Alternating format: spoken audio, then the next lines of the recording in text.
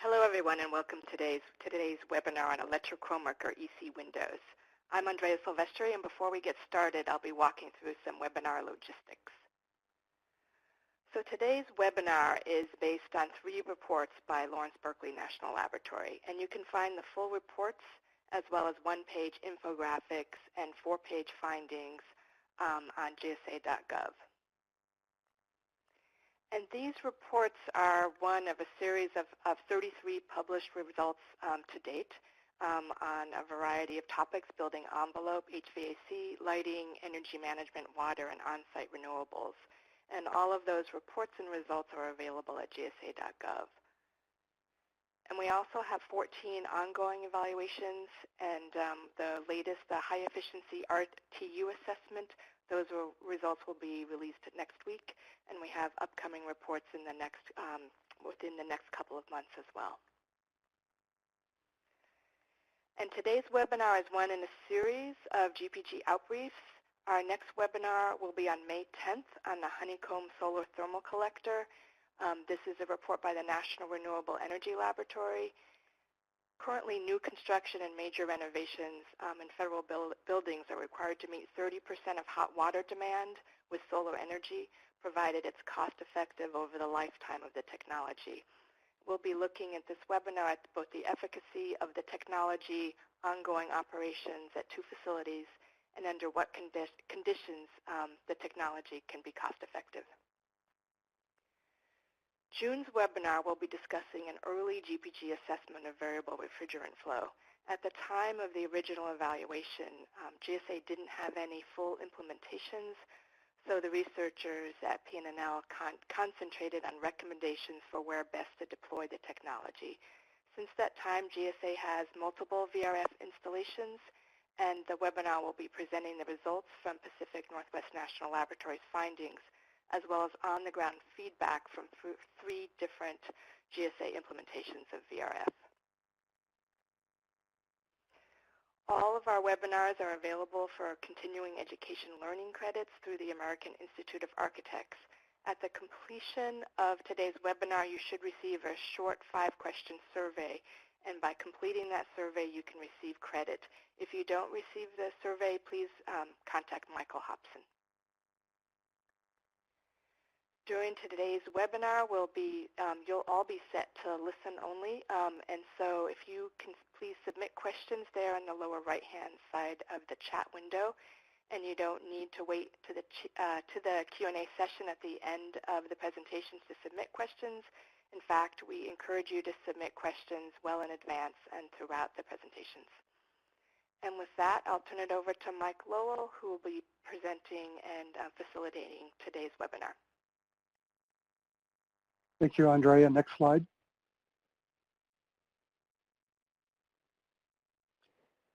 Welcome, everyone. As you can see, we've got a full agenda today. As Andrea said, I'm Mike Lowell. I'm a project manager with the Emerging Technologies Division. Our agenda includes first a presentation by Luis Fernandez with Lawrence Berkeley National Laboratory on a study of EC windows for land ports of entry in Texas.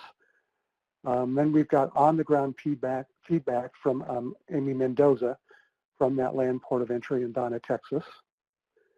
After that, we've got a presentation on a second study of EC windows for general office space, general federal office space, GSA buildings, from Eleanor Lee and also with LBNL. And then after that, we've got on-the-ground feedback from people in Region 10 on that general office space EC window study. And then we'll close up with Q&A, which will be, as we said, we've saved 20 minutes for that. Before I move to the next slide, I wanted to mention 2 things. First, the EC windows for general office space. That is the first study that's been done with long-term occupant feedback on EC windows. And then secondly, I wanted to thank Eleanor for sharing the story of a recent installation of EC windows at the Dallas-Fort Worth Airport. They had, as you can imagine, in Dallas-Fort Worth, they have many areas of the airport that experience significant sun and therefore glare and heat gain. And so they installed EC windows in a small portion of the airport, specifically gate A28 and an adjacent burger restaurant and bar. And post-installation, people were much more comfortable spending time in those areas, so much so that alcohol sales went up 80%. So chalk went up for EC windows. Next slide. And wanted to quickly explain to you GSA's Emerging Technologies program. Our program or division is comprised of two subparts, if you will, the GSA Proving Ground GPG and Pilot to Portfolio. What you're going to be seeing today is basically a result of the GPG program where we basically select, install, test, and then verify the performance of technologies. As a part of that process, if we find that technologies are proven and worthy of broad deployment within GSA's portfolio, we make deployment recommendations. And then the Pilot to Portfolio program is the part of the Emerging Technologies division suite of activities, if you will, that then facilitates and encourages and provides tools for the broad deployment of those proven technologies. Next slide. And with that, I'd like to introduce Luis with LBNL, and he will give you a presentation on the Donna, Texas EC Windows study. Good morning, everyone. Next slide, please. So this study was undertaken at the Donna Land Port of Entry. It's a land port of entry on the border with Mexico, pretty close to the Gulf of Mexico. This facility, they oversee vehicle traffic coming into the United States. Next slide, please. So the main issue here that led to the introduction of electrochromic windows was glare. So in the main part of the facility, we see a picture of here. It's called the command center. Officers use the windows to monitor the surroundings in between all the other tasks that they are performing. When the sun is low on the horizon, and that happens every day in the morning and in the afternoon, in the middle of the day, there's a large canopy that protects the port of entry. But during the morning and the afternoon, the sun is often visible through the windows, and so it makes conditions intolerable inside the command center and other interior spaces. So the blinds are used to control for that, but then officers lose the direct line of sight with the surroundings, and that's very important for their mission. So electrochromic windows were introduced or considered as a potential solution for that because they would allow darkening and lightening of the windows on demand automatically to control for glare. Next slide, please. So electrochromic windows, they transition from clear to dark or from dark to clear based on an electric signal sent to the actual glass. And that can be done automatically based on a photosensor that the system, or multiple photosensors that the system has outside of the building. And so the system can know when it's very sunny or very bright or very dark and adjust the window tint darker or lighter accordingly. Occupants can also use switches to darken or lighten the windows on demand. Next slide, please. So this diagram shows the basic concept. So we have 4 tints, and the windows are usually under automatic control, but building occupants can also use switches to override that operation for a period of time. Next slide, please. So the electrochromic windows were installed in two locations in the command center, in the port of entry. One was the command center, and that picture that we showed before was for the command center. There are also booths where officers stand and inspect the vehicles as they come into the United States. So This port of entry has several booths, and electrochromic windows were installed on one of them. And that's the picture in the middle. On the right-hand side, you see two of the switches installed in that booth to control for the occupant, in this case, an officer, to control the tint if that was desired. You can see that the windows were installed in addition to the existing windows, and there were, and that's for several reasons. I think there's a slide later on, and I'll talk about that then. Next slide, please. So the primary mode of evaluating this technology was through surveying the officers that work in that facility in order to assess what if they felt that this enhanced their mission, if it controlled glare, and if it had any impact on thermal comfort. One of the concerns was that the darker glass might get hotter and cause discomfort to the occupants. So we also supplemented that survey assessment with measurements. We measured glare using a modified camera system that's in the picture. We performed measurements of the surface temperature of the glass, and nighttime. We also measured visibility at night. One of the concerns was also that because you have more glazing layers, the reflections on the layers might reduce visibility at night. We also looked at how users use the manual override switches. Next slide, please. So this plot shows a measurement on an afternoon. Shows a measurement of taken with that camera, the glare camera system. The metric that's shown here is called daylight glare probability, and you usually want to keep it in the green zone, so under 35%, and you definitely don't want to go above 40%. So there's two curves in the glass. One was taken with the original glass, and the other one taken with the electrochromic glass. So the reduction in measured glare was very pronounced, and well in the zone where we want to be. In terms of results from the survey, when asked directly, do you prefer the electrochromics or the original windows? Every single respondent, and we had a pretty high response rate for this survey.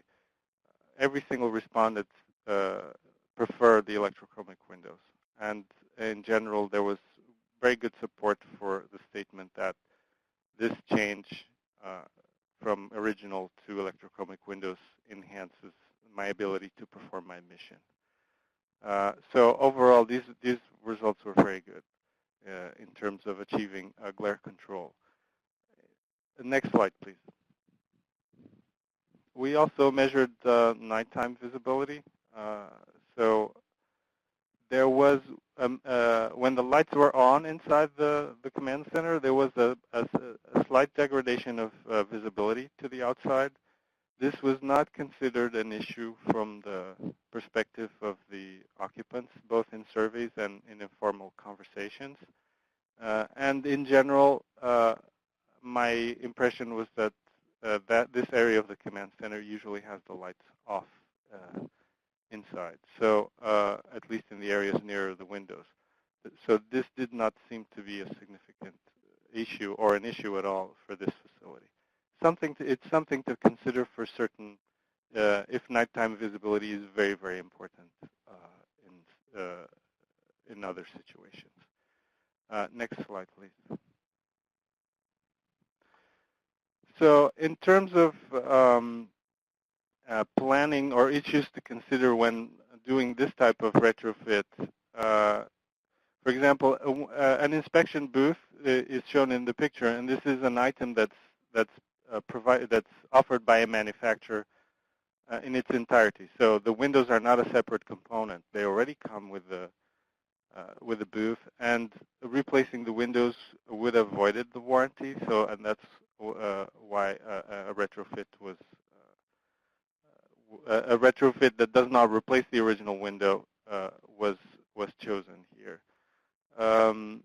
So this means that there could be buildup of dirt, heat, or moisture in between the new window and the original window. So these were installed to be operable, and they're cleaned frequently, and they also had tiny vents in order to prevent heat buildup. In the command center, the retrofit was done from the inside because there was the concern, there were concerns about maintaining the hurricane rating of the facade. But there was a similar, the windows were similarly operable, and so maintenance personnel was able to open them and clean the area between the two systems, and that seemed to work well without excessive heat buildup as well. That proved to not be an issue at all. Next slide, please. In terms of cost effectiveness, it was not really, there was no really good metric for cost effectiveness in this situation because the focus was not energy savings. It was to enhance the mission, the ability to perform the mission in this facility, which is not, there's not a clear cost benefit metric here. In terms of the alternatives, there are alternatives for glare control that are less costly, but they really don't provide the same level of functionality and flexibility that that electrochromics were able to provide here. So you can have permanently applied screens or films, but they, for example, that would probably have a very bad impact on nighttime visibility. And so because you cannot adjust the tint to darker conditions. You can have operable screens or films, but they do require adjustments, and so they require attention, which is something that's at a premium in a facility like this. And similarly with automated shades, you still have the problem of blocking the view, and the movement could also be distracting for the occupants of the facility. And that's all regarding the, oh, one more thing. The next slide, please. So in terms of an overall deployment recommendation, this technology is appropriate for this type of facility, land ports of entry, and any other facility where maintaining outdoor visibility is critical even when in glary conditions. So, and with that, I think that's the end of my slides.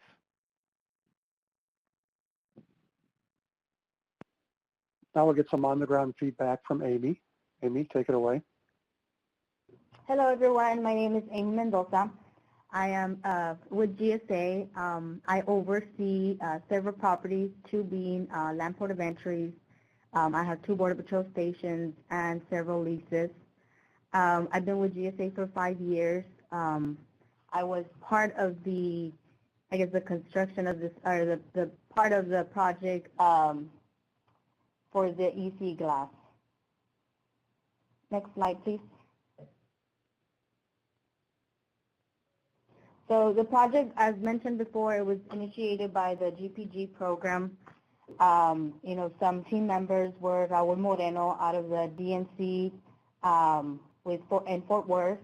Also, it was also transferred to Jason Williams, also from the DNC program in Fort Worth. And the building manager at the time was Lisa Langham. The point of contact for Customs and Border Protection was Gil Aldaz at the time. He's retired now. And George Galvan. At that time and now, they've been providing with positive feedback on the EC glass. the EC glass has given them, it's provided to minimize the sunlight for the command center, and so it's really improved their mission. So the continued satisfaction is there. I haven't received any complaints or any issues as far as the glare or anything with the sunlight. As mentioned earlier, the sunlight was an issue back then, in the mornings and in the evenings, but with the EC glass, it's improved. As far as the cleaning and the maintenance of the EC glass, the cleaning requirements have been, just watered down to clean the EC glass. We haven't seen any maintenance issues on the glass. There was one time there was a loose wire, but it was taken care of, and so no issues after that. Overall, it's been a good product for the customer, CBP, and GSA, is happy to have this product in the land port of entry. And for all other building managers that, are out there, I would truly recommend this is a really good product to have, especially in the command centers, where it's going to improve the CBP's mission. And with that being said, I'm going to give it to, pass it on to Eleanor Lee.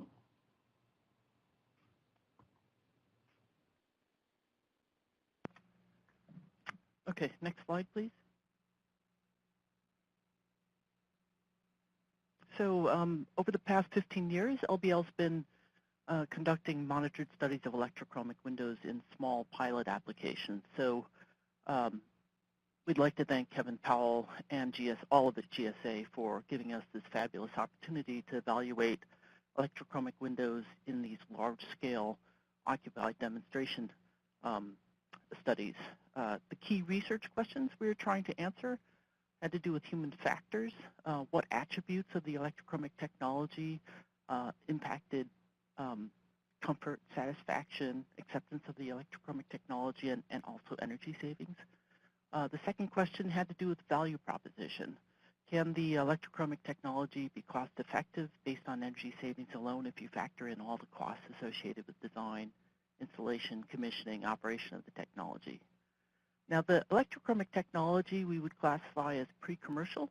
It's in the early stages of market adoption.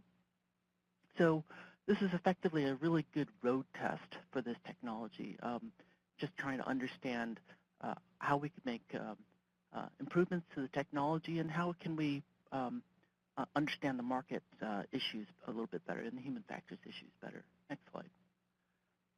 The study was conducted in 2 existing large office buildings. One was located in a sunny, moderate climate in Sacramento, California, and the other one was in a predominantly cloudy climate in Portland, Oregon. Both demonstrations involved the retrofit of large area south-facing windows, where the reference case was a double-pane low-emittance window with manually operated Venetian blinds. The Sacramento project involved all the south-facing offices along its 350-foot-long facade on the 6th floor. On the Portland project involved all offices, again, on the south-facing facade, also about 350 feet long, on 4 of the top floors. The study was conducted over a 6-month solstice period with limited monitoring of outdoor weather conditions, HVAC load, lighting energy usage, visual and thermal comfort, and blind position. Surveys were issued to the occupants. We also logged the occupant complaints with the facility managers and addressed any issues in consultation with the manufacturers. Costs associated with design, procurement, installation operations were also documented by GSA. Next slide. Now, the performance of electrochromic windows is determined by the window's switching range, how the tint states are configured, the zoning of the electrochromic windows within the space, and then how the windows were automatically controlled. So in Sacramento, the electrochromic window was, it's a coating actually, was deposited on a clear glass substrate. So this resulted in a really broad switching range. You can see the visible transmittance goes from 0.60 down to 0.01. In the lower portion of the graph, you'll see image on the left-hand side, you'll see the different tint states. Tint 1 being 0.60 down to 0.01, that's tint 4. But you'll also notice that the decrease is exponential. You go from 0.60 down to 0.18. So that meant that the last three tint states, tint levels 2 through 4, provided significant solar control in this sunny climate, as opposed to in Portland.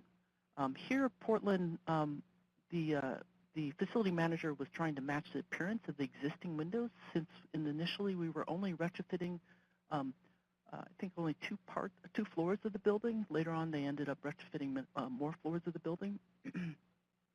So this meant that the existing condition, which had a dark tinted window, was matched with the electrochromic. The electrochromic coating was deposited on a dark tinted substrate, limiting the transmission range. So the electrochromic visible transmittance range was 0.36 down to 0.02. And you'll notice the solar heat gain coefficient range is the same as what you're seeing for Sacramento. So as a result, the electrochromic window automatically was controlled between tint levels 1 and 3, but we allowed manual override to any of the 4 tint states. The tint level 3 for the electrochromic was basically matching the reference window condition.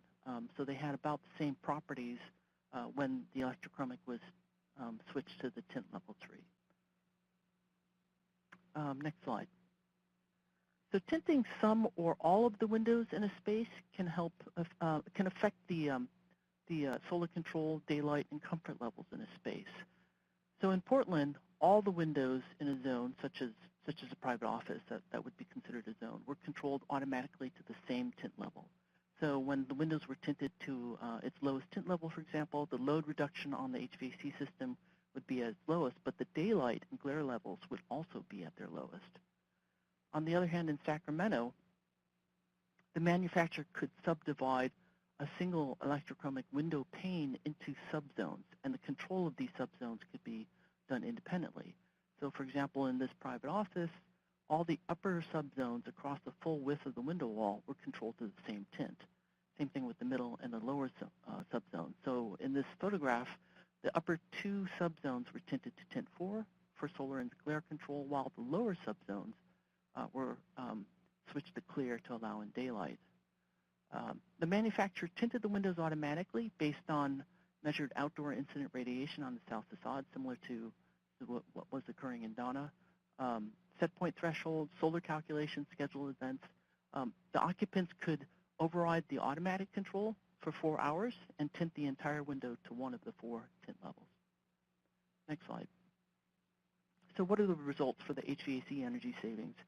In Sacramento, the load reductions were actually measured in a separate lab, the Berkeley Lab Advanced Windows Testbed, which has a similar climate to that of Sacramento.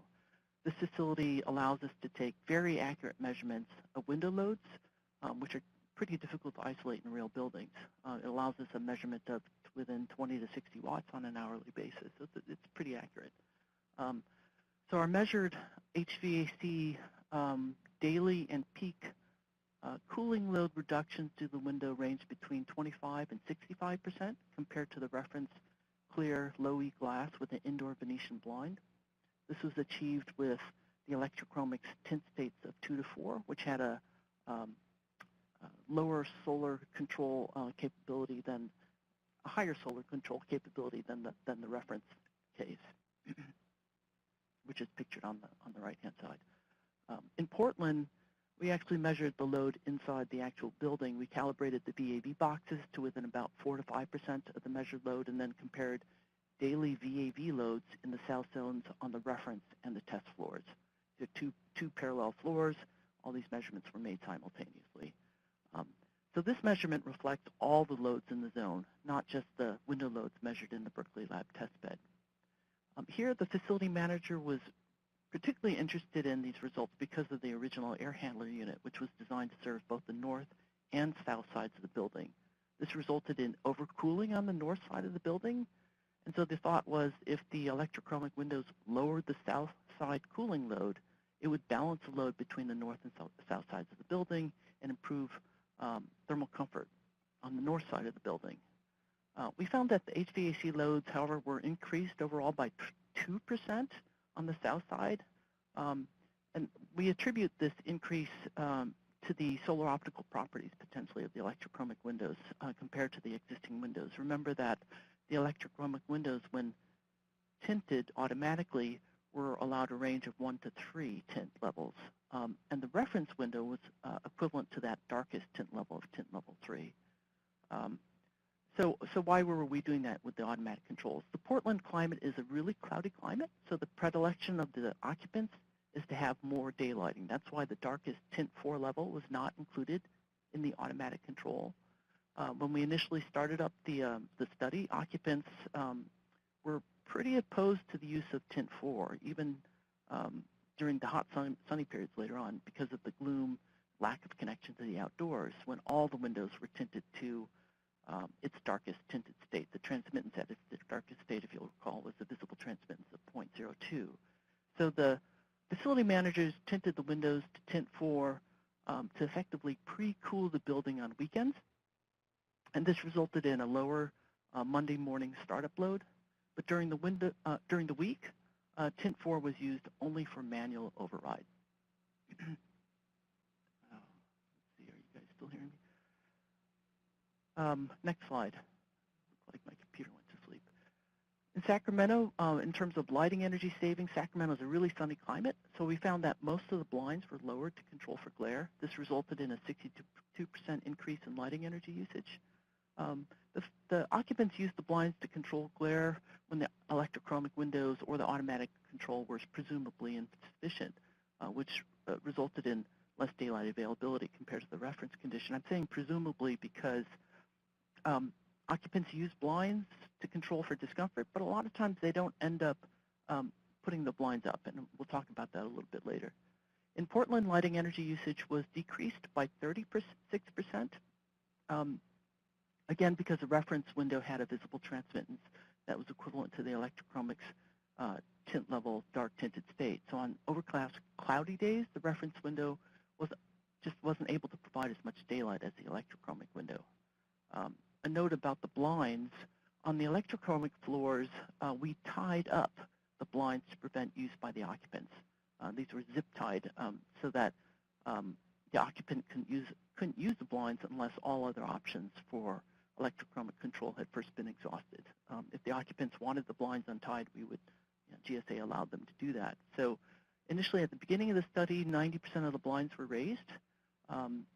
By the end of the study, 6 months later, 85% of the blinds were observed to be raised. We didn't know whether they were zip-tied or unzip-tied. We just made periodic walkthroughs through the space and checked to see what the blind position was every month, and 85% were observed to be raised. So there were about 40% more private offices on the electrochromic floors with raised blinds compared to the reference floor. So again, occupants on the reference floor tended to lower the blinds and keep them lowered irrespective of cloudy or sunny conditions. Next slide. A simple payback was calculated based on energy savings alone. These energy savings were computed using simulations from an earlier study where the trade-offs between HVAC and lighting energy savings use was assumed to be more optimal than that seen in these two demonstration projects. The cost of the electrochromic window was based on information provided by the manufacturer. Installation costs were derived from RS means database, and then data also gathered from prior GSA window replacement projects. So the installed electrochromic IGU was assumed to be at a cost of $61 per square foot. We didn't assume placement of the framing. The reference spectrally selected low-E replacement was assumed to be $24 per square foot. This is the final cost to the end user. So if you're considering new construction or end-of-life replacements of a window, the electrochromic window was able to provide a payback of 13 years. If you're thinking about replacing the window, an existing functional window with an electrochromic window, the payback's longer, it's 29 years. In both cases, we're assuming that indoor shades are required, particularly in sunny climates, that you can't reduce the actual cost by not putting in indoor shades. We also assume that reductions in capital costs due to HVAC downsizing, given that the peak load could be reduced, was also not included. We assumed a flat rate of 11 cents per kilowatt hour, so if you're in a region that has demand side or time of use rate charges, if you controlled your electrochromic to minimize cooling and lighting loads during the peak periods, you could potentially have a lower payback. Next slide. What about occupant satisfaction? In Sacramento, 63% of the occupants preferred electrochromic windows over the existing windows. We had about 20 responses received back from the occupant survey on the electrochromic floor. In Portland, we saw 85% of the occupants in the private offices and 92% of the occupants in the open plan offices being more satisfied with the electrochromics compared to the existing bronze-tinted windows.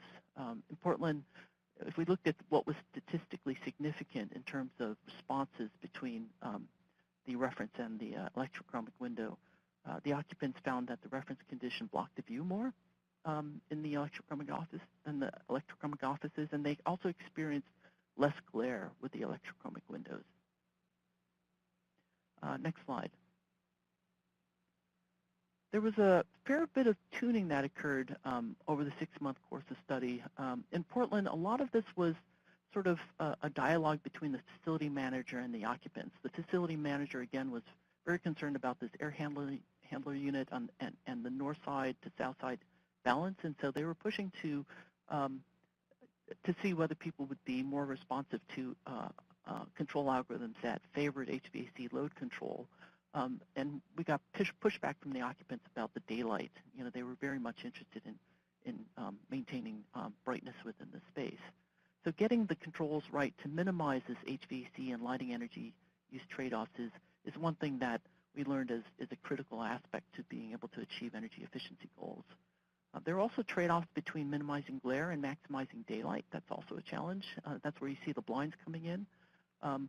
Occupant response varied pretty significantly due to individual preferences, their sensitivity, location of the furniture, and the types of tasks being conducted. And this is another challenge that we need to be working on. Next slide. So it takes kind of a long time for these electrochromic windows to switch. This is a more extreme example where the windows are being switched under relatively cool outdoor temperatures and there's minimum solar radiation on the window. In this example, it took about a half an hour for the windows to switch from clear to its fully darkest state. We weren't actually measuring what the tint states were at the time, so this is just a graphical depiction of the switching states. But we know that windows, electrochromic windows, switch much faster when it's hot and it's sunny, somewhere between 3 to 10 minutes. Smaller windows also switch faster than the large windows. So in this particular case, where we have like a 3 by 6 foot window, that dimension is for switching speed is defined by that smallest dimension between the bus bars on the edges of the window. In Portland, under partly cloudy dynamic sky conditions and many of the occupants not relying on blinds to control for glare or thermal discomfort, we found that most were okay with the switching speed. In the private offices, occupants slightly disagreed. They were a little bit below neutral that the speed was satisfactory, while in open plan offices, occupants slightly agreed, that's at 6th level, that the switching speed was satisfactory. There wasn't really a hugely strong response about speed being satisfactory or not satisfactory on the scale from 1 to 9. But we do think that increased switching speed would most likely produce a strong response. It would help to reduce discomfort if you've got partly cloudy conditions, or if the sun is coming out from behind a building and you need that glare to be controlled quickly. And it could potentially lead to less reliance on the blinds. Next slide. So in terms of lessons learned, we know that dynamic windows can provide this nice active interface between hugely variable solar conditions and the indoor environment, and so specifying electrochromic window with clear substrate material, with a clear glass layer, can provide the broadest dynamic range for solar and glare control. That was what was specified in Sacramento.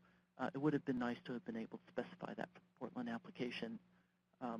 For products that have a limited number of tint states, thinking about whether you have a linear or exponential reduction in tint levels can provide more or less solar or daylight control. So again, in Sacramento, we wanted better solar control because it tends to be a sunnier, hotter climate than Portland.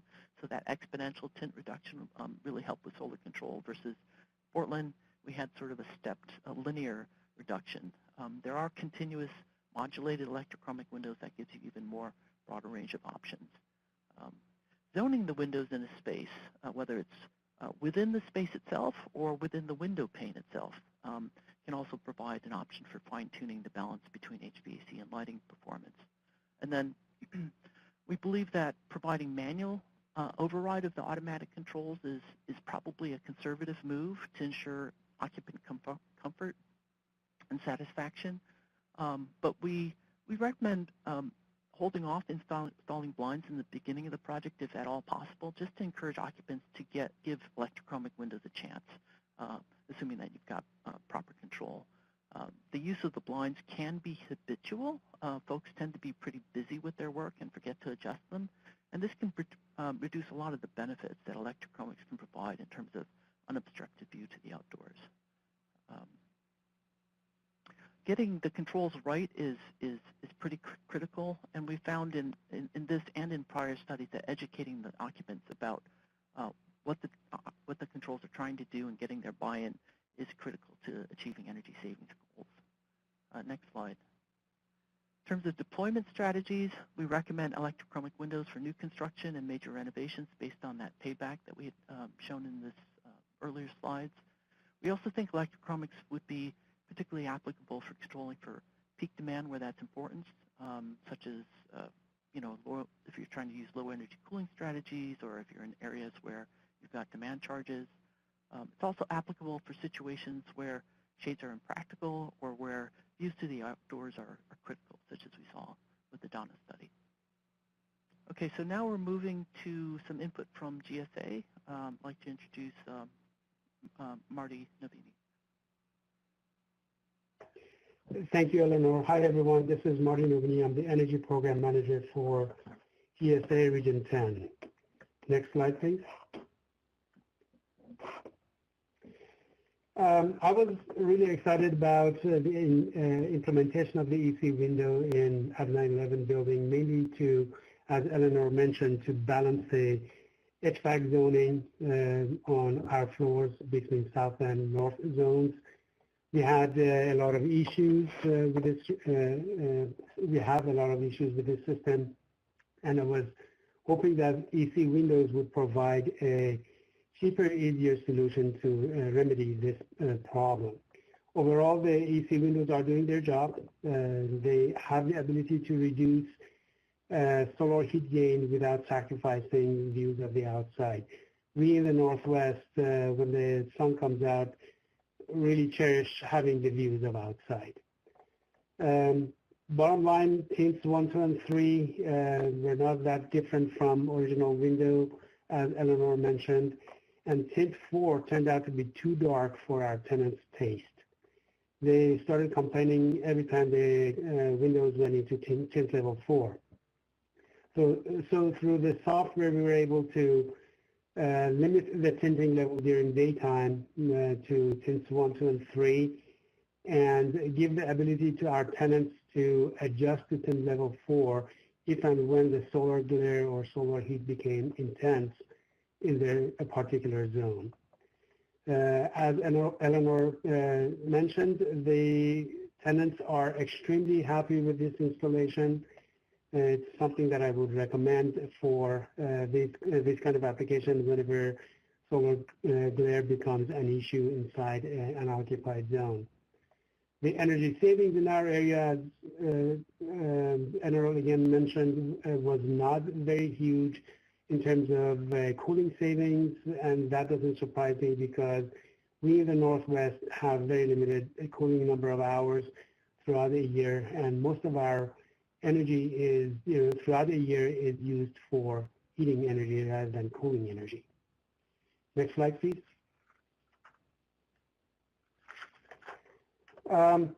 The way the installation is done is essentially creating a new network inside a floor or on a floor.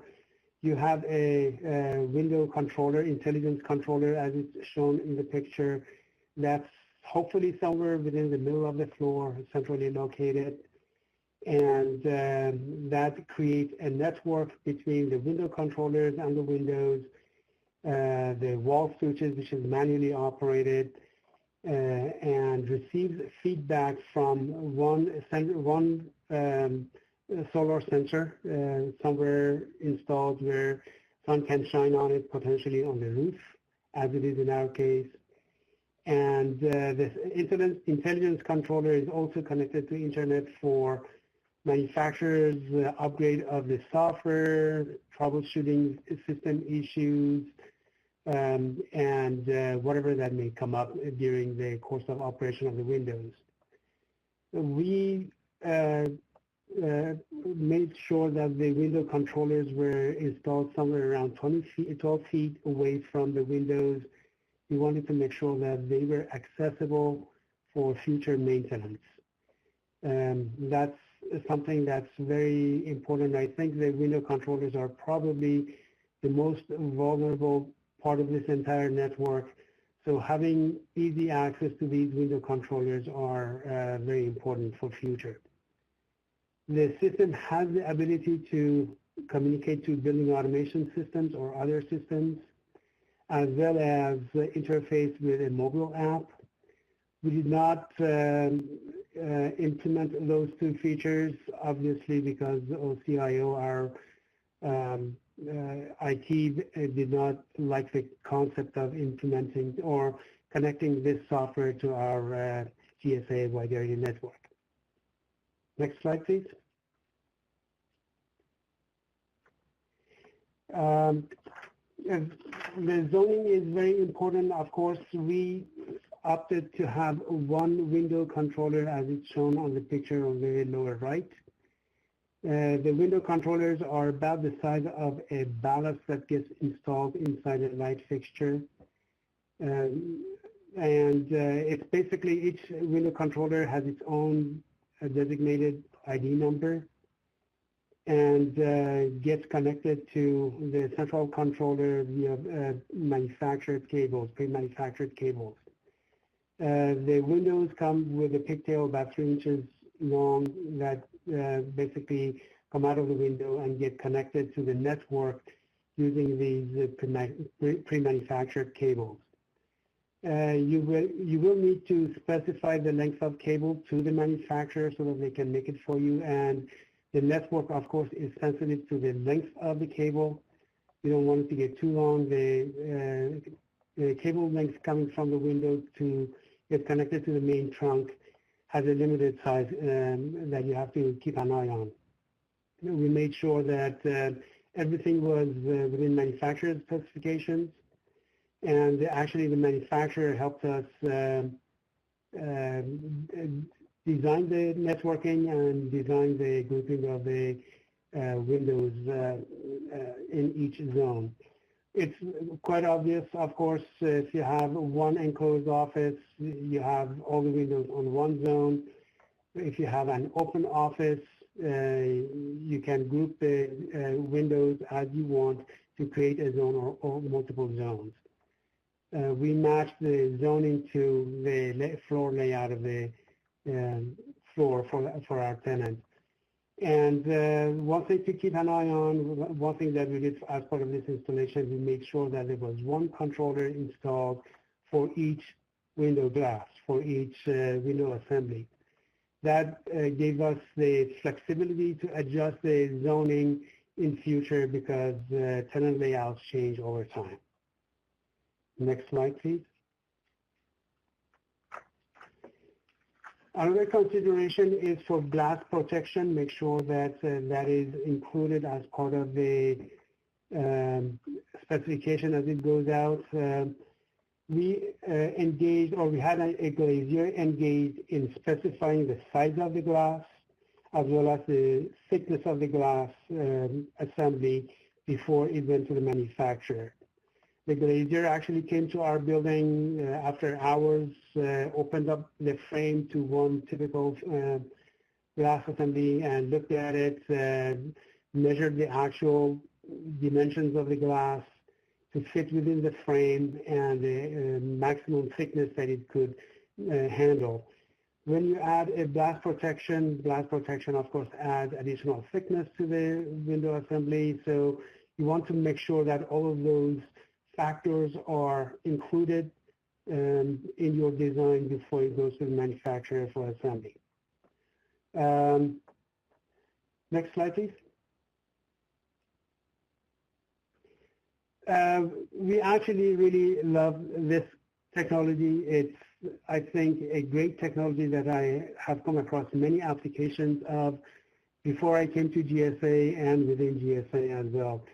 Some of the applications that I've thought about that we could implement or use in our buildings, we have a high-performing building in South Seattle area that it's sort of like a horseshoe shaped with the center of the horseshoe being all skylights. And when during summer, when the sun is up high in the sky, we get extensive solar load into some areas of the building, causes glare issues and causes excessive heat.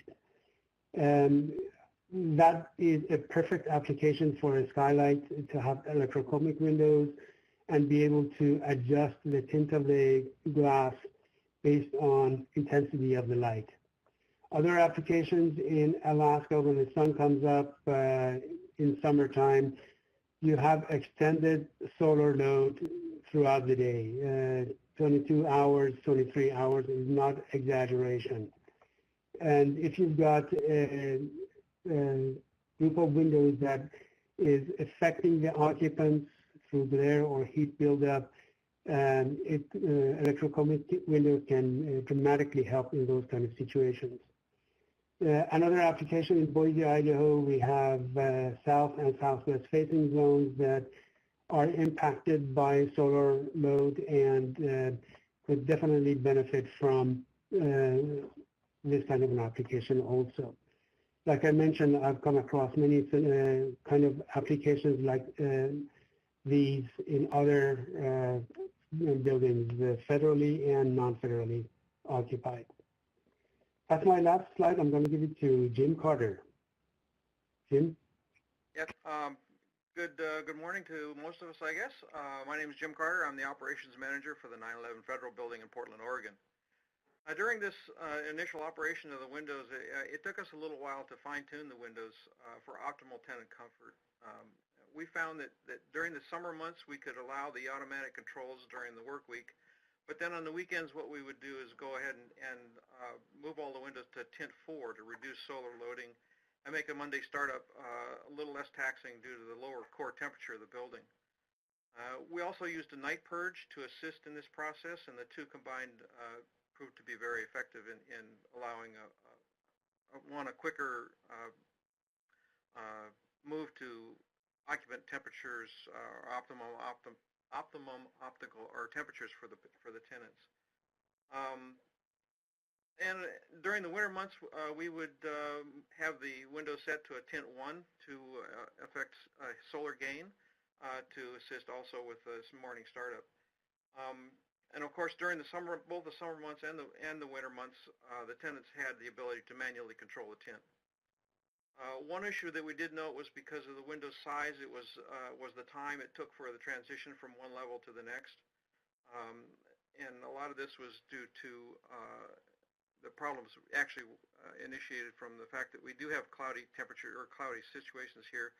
Cloud would move in front of the sun, the windows would start to transition, the cloud would go away, and the windows were still in transition. So there was a delay in the reaction time. Of course, this is not a real problem for sunny, cloudless climates, but the Pacific Northwest is not really noted for that type of condition. Next slide, please.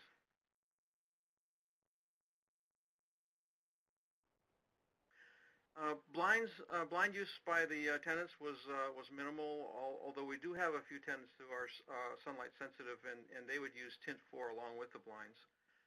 Blinds were also used in the conference rooms, so in this particular situation, it would be good in these areas to be able to have the capability to move to black out the windows completely. That would be for visual presentations and so forth. Next slide, please. Since we have a taller building directly to the south of us, shading had an effect since the sun sensor was located on this roof, a single sun sensor. So in certain situations where the sun was lower in the horizon, part of the floors would be shaded, other parts of the floors, the upper floors would be not shaded. The sensor would of course detect the unshaded portion, so the lower windows would be darker than the upper windows, which did cause some issues. So it would be nice if we had, or it would be beneficial if we had sensors located on each floor. That would help to alleviate or reduce the need for manual control. We kept the system as a standalone, not on the GSA network, so we could maintain connectivity with the manufacturer. This was important to the effect that at times the manufacturer view would call us to let us know that we had an issue, and then also they responded very quickly to any problems that we did report. Next slide, please.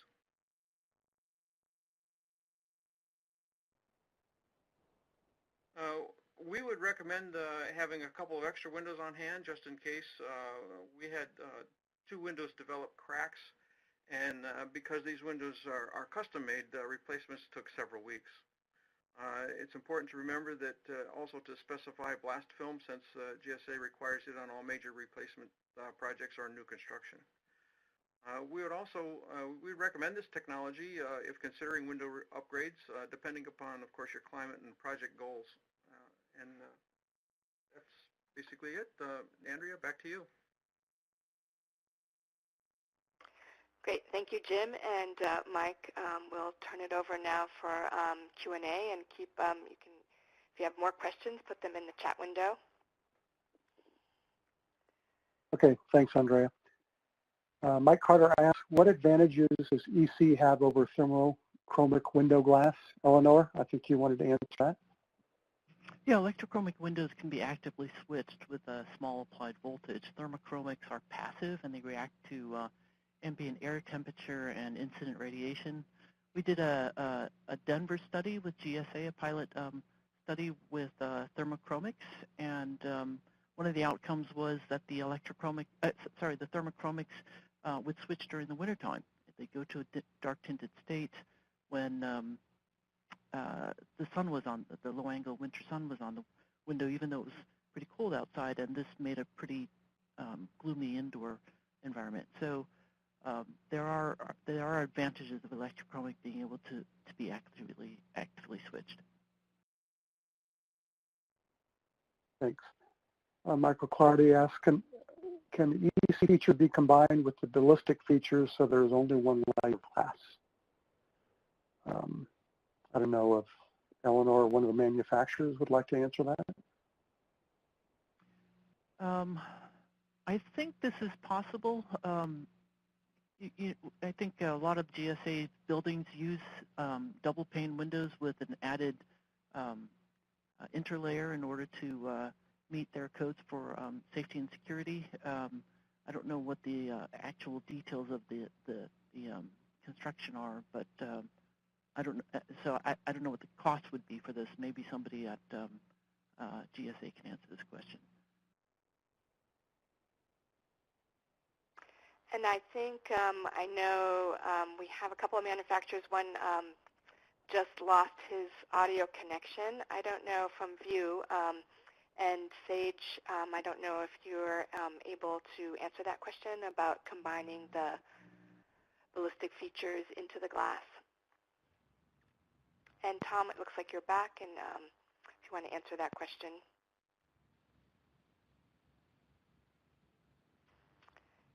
Let's see. It may be that your line is muted. Okay, let's try now. Okay, there we go. Can you hear me now? Okay. Yes, we can hear you. Okay, yeah. So the electrochromic glass is typically incorporated in a insulating glass unit. So yes, you can.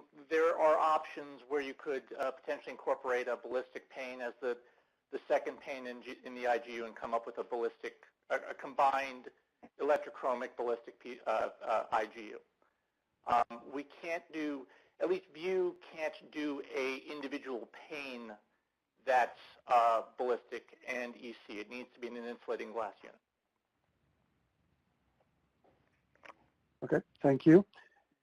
John Teagan asks, what are the price drivers for EC windows? What is the best guess for dollar per square foot cost if these windows start to be widely adopted? Eleanor, it looks like you have an answer for that. Well, I'm told that there's a vast distinction between the word price versus cost. So I'm going to talk about cost here. The Department of Energy's roadmap has defined a cost premium goal of $8 per square foot over the cost of a standard insulating glass unit. So, for example, if a standard low E window is about $24 per square foot installed, the incremental cost of $8 would bring you, did I say 24? It would bring you up to about $32 per square foot. And I think a lot of the manufacturers have said they're aiming for a $35 per square foot installed cost. And so a lot of the issues with actual price and then how the installer actually bids out the installation of this technology we anticipate to come down as manufacturers and installers become more comfortable with the installers become more comfortable with installing these types of windows, and then as the manufacturers achieve greater volume on the product, we also anticipate that the actual cost and potentially the price to come down. I don't know if the manufacturers want to have a comment on that as well. And then Carly asked, how much cost increase was seen by installing one controller per window versus per zone? And I'm wondering if the manufacturers could answer that question. Hi, this is Tom Gabbiati again. With regards to View, we always install one window controller per window. That's the way we do it. So there's no cost difference for doing that because that's our standard installation method.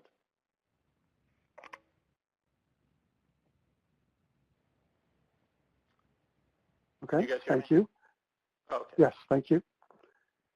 And then I reworded my own question. So I'm wondering if it's common to see targeted installations in the building. So as an example, if your south side, of course, is the side of the building that faces much more significant heat gain and solar glare, do you see examples of target installations where you will just install EC glass on the south side, but the rest of the building will have normal glass? That's a question, I guess, for Eleanor and the manufacturers. From our limited experience in actual deployment in the marketplace, we actually haven't seen this, but I would expect this is something that's completely up to the architect or the facility manager as to where they think electrochromics would be best installed. So I leave it up to Sage and View to comment on how their product has been deployed. Yeah, Tom from View again. It's actually surprisingly uncommon. There's been a few cases where people have wanted to do that just to, minimize the additional cost from the EC windows. But the vast majority of our projects, it's been used across the whole building. That said, yes, of course, the impact is greatest on the southeast and west facades because they do tend to get the most direct sunlight and glare.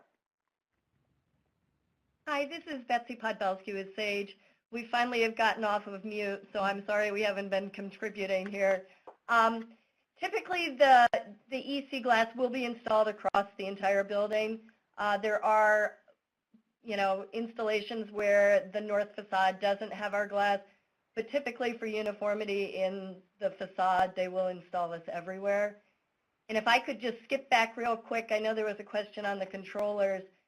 Sage's controls are the same whether you want to control one pane of glass, one sub-pane within a piece of glass, or if you want to do, an entire group of windows. So the control can be modified, but there is no difference in what we install in order to do that. So it's kind of the same thing in that there is no difference in doing one window, part of a window, or an entire zone in terms of the controls. We were having technical thank you. problems. Sorry about that. No problem. Thanks for figuring it out. Yeah. And then David, and I'm sure others are wondering if we can send you the presentation when it's done. And yes, we'll be making it available on our website at the gsa.gov. And I find it's easy to actually Google gsa.gov/GPG. Eric asks, is there sufficient window data available to know what the lifespan of EC windows will be? If we install DC windows, when would you expect to have to replace them? This is Betsy from Sage again. We've been doing commercial installations since 2004 that are still functional. So, we have that data. There's NREL testing that has gone through many iterations of tinting and clearing the glass that also shows the durability of the product. Yeah, and I'll add, so these electrochromic windows use, they're all inorganic. So essentially they're using metal oxides and ceramic layers that are extremely durable. Most manufacturers, including View, go through a test protocol, which is ASTM E2141, which is an accelerated test protocol where you take the window and you cycle it 50,000 times under full sun exposure and at 185 degrees Fahrenheit. And it's supposed to be a 30-year accelerated test. And, we've passed that with no degradation. So there's no expectation that the EC layers will fail any time in a typical 30-year building lifetime. As with all windows, the weakest part of an IGU is the seal, and that's the most likely part of a window to fail, whether it's a electrochromic window or a traditional window.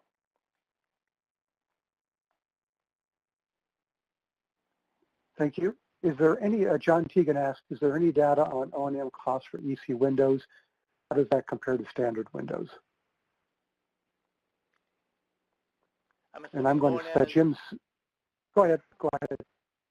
Sorry, I'm assuming operations and maintenance? Yes. Yeah, this is Jim Carter.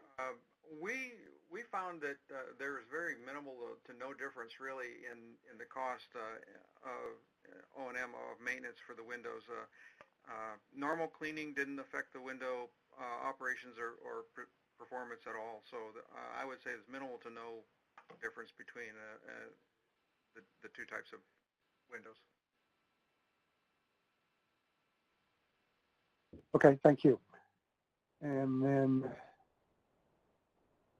let's see, Mike Reagan asks, can different manufacturer products be mixed, or must you always go back to the OEM, the original equipment manufacturer? The control systems for the manufacturers that are out there right now are entirely different. So you wouldn't be able to swap one window out and put in one of the other manufacturers at this time. Okay, thank you. And then Mike Reagan has a second question. Can the manufacturers produce windows that would match existing product colors or existing window color? Well, it's Betsy again. It matches a difficult word to use considering that we are dynamic products. Right. So, we will complement other colors, other glass. If you match at one state, you're not going to match at the other states. So it's kind of a tricky word, but there are certainly complementary colors and materials that we can use? Yeah, Yeah, I think Tom again. Oh, go ahead, Eleanor. Sorry, the question was, do replacement electrochromic products match in color? So if you don't order enough windows and something gets broken and you have to replace it, would it match the existing electrochromic windows? Gotcha. Yeah, this is Okay. Jim C. We had a couple replacement windows put in that were manufactured after the main group, and we found no difference in the color tint. And we even closely matched our existing windows with the exterior. And of course, you would notice as the tints change in electrochromic windows, you would notice some difference, but it was really minimal. You had to really look to see which ones were what. But you'd have the same type of situation, you know, people lowering and raising blinds with the different appearances of the outside. But for the most part, we pretty closely matched our existing facade. Okay, thanks, and thanks, Eleanor, for the clarification. Stuart asks, is this technology applied to standard glazing, or is it built in quotes, built into the glass? I think you kind of answered that, but any addition? No, it needs to be. I mean, it needs to be a specific IGU. It can't be added to or retrofitted to existing glazing. Right. Thanks. And CJ asked, in dense urban conditions with high-rises, fully glazed buildings close by, it helps to have EC on north. Never mind. Sorry, that's not a question. It's a comment. So skip that. Jane Silk asks, typically surface-applied blast film is only effective for about 10 years. Will the blast film inside these IGUs degrade, or can they, potentially last longer?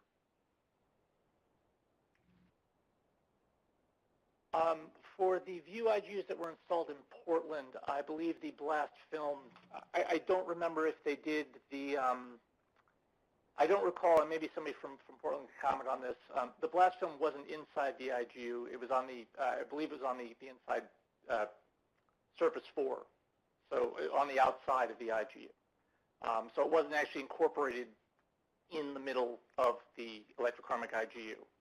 It actually was in between, and that's why we had to use a thinner inner pane, because the distance between the electrochromic coating and the blast film had to be it was a specific distance. So it was on the inside, and then so the issue was, how thick is that inner pane in order to be able to incorporate that within the glass. And the reason for that going on the inside of the glass was we had a specific width that we had to match in order to fit into our framework. So just to clarify, was it inside the IGU, or was it? I think it might have been a laminated inner light. It was inside the okay. IGU. My misunderstanding then. I apologize. Thank you. And last question, David asked, what is the range and solar heat gain coefficient for different tint levels? Eleanor, I think you were going to take that. Yeah, this was actually shown on the slides. It was, I think it went from 0.43 or 0.45 down to 0.09. Okay, great. Thank you. Andrea, I think that's it for the questions. I'm wondering on that last question whether that was a question. Is that true, Eleanor, for all windows, or is that specified during manufacturing? It's dependent on, of course, the composition of the window. So the glass layer substrates, in Sacramento it was a clear substrate that the electrochromic coating was deposited on versus the tinted. But we saw that there wasn't a significant shift in the solar heat gain coefficient between the Sacramento and Portland, even though, the substrate was clear in one case and tinted in the other case. It's also dependent on where you put the low-E coating. Some of the electrochromic technologies have built-in low-E capabilities, or you can add a low-E coating to the inboard glazing layer. But I'll let the manufacturers also take a hack at this question. Basically, Eleanor, you of course were spot on.